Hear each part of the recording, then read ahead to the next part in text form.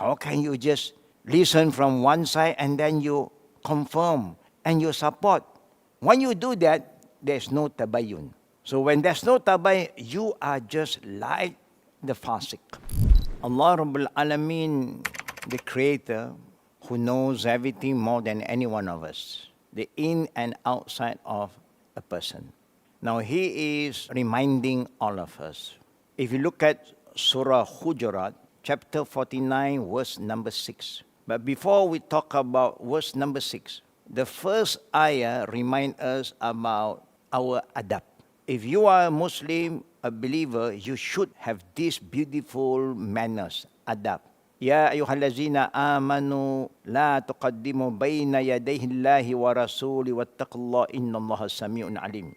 Almighty Allah is reminding every one of us, all you who believe, never put the opinion or your feeling ahead of what Allah have commanded us to do and what the Prophet have taught us.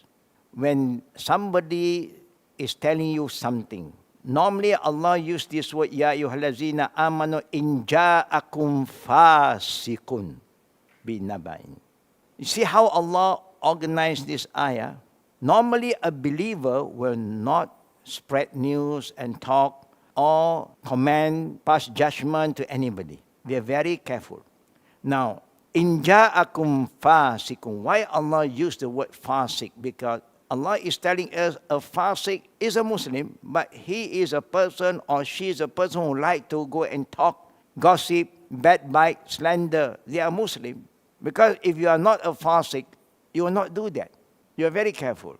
So if a fasik come to you, that means a person like to come to you and tell you stories about other people. We know that he is not a good person. And if you hear them talking about somebody who you know especially, what is your response? The first thing you should do, you have to protect that person that you know. Because you know them. You experience them with everything good. Suddenly somebody can come and tell you about how bad that person. How can you just listen from one side and then you confirm and you support? When you do that, there's no tabayyun. So when there's no tabayyun, you are just like the fasik. That means you are a person also is very corrupted. You allow yourself to be corrupted so easily. That's why Allah said, فَتَبَيَّنُوا أَن تُصِيبُوا قَوْمًا بِجَهَالَةٍ. If you don't do that, you are going to create more sins. When you talk about tabayyun, now after listening from party A, you must also listen from party B, example. After you have listened, you cannot just make a conclusion, because your understanding may not be correct.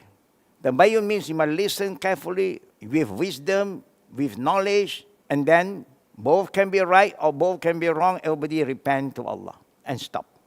Yeah, and one is right, then it's our duty to make sure justice prevail, the truth prevail. But if the other party do not want to come and discuss face to face, we are not supposed to be like them and spread false news, fitna, because that is what other party who are wrong want this thing to happen. Not only he is carrying all this fitna, he wants everybody to be like him so that what is wrong can be right, because there are more people talking about it. The truth have nothing to do with majority. Right is right, wrong is wrong. So this is how they adapt in Islam about tabayyun. Problem solved, inshallah.